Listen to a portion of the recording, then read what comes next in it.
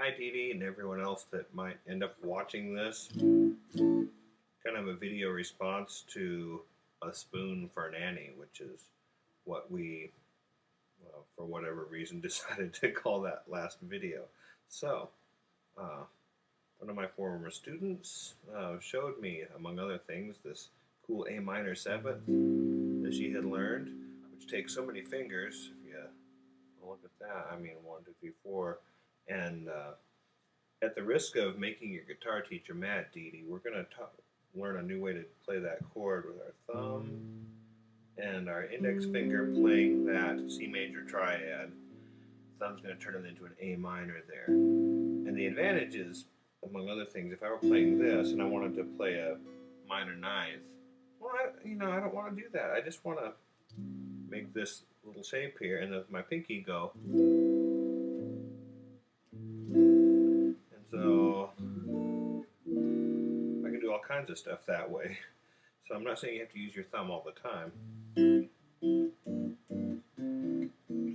but it's a cool way to free up your other fingers to do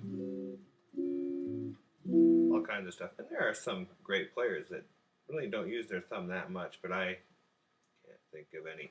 So another thing you showed me was this pentatonic, or actually a blues scale, which is cool. I like to add a note to that. It's an E flat. No, I'm sorry. It's an oh, I'm a guitar teacher. I don't even know what note I'm playing. It's an A flat or a G sharp. Kind of gives the thing a more chromatic feel. And when I play something like that in groups of 3 triplets, I like to start with an upstroke, because that way when I get to the next string, my pick is already in position.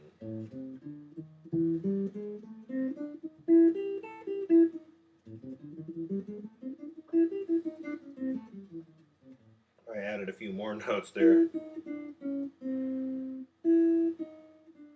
I went E, E flat, D, D flat, C.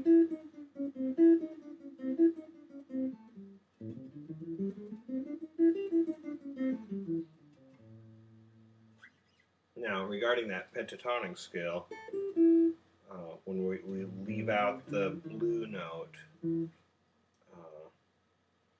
that's also good to do in groups of 3. And I'm going to start with a downstroke on the C and go.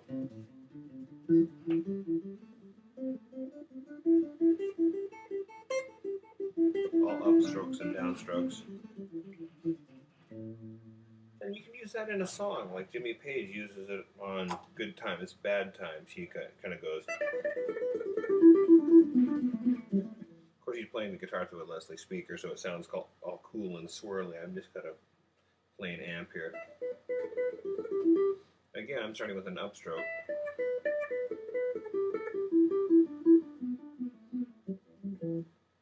And you can do groups of 4.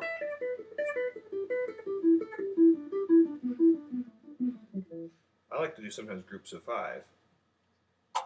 Kind of like an Eric Johnson sort of a thing.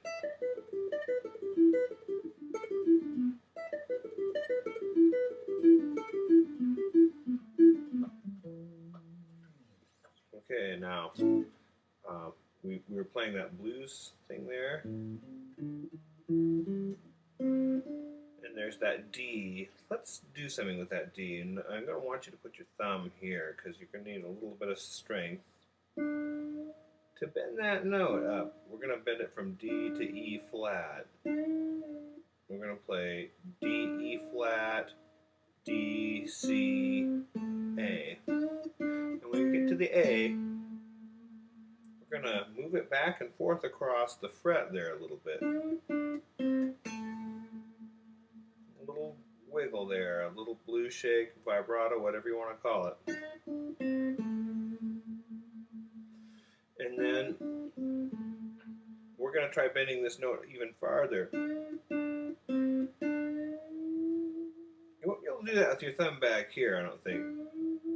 Well, I can with a great deal of difficulty, but The thumb, that opposable thumb that God gave you, gives you a little strength.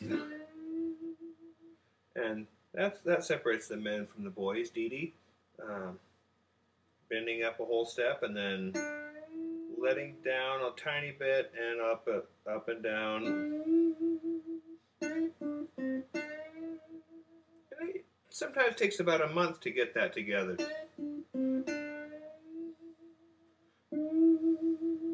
I learned it from Peter Frampton. And when I do that little shake there, I gotta park my thumb on top of the other strings to keep them from making too much sound. So anyway, those are just a few things that I thought when I watched your video. You rule, and let me know if there's any way I can help you.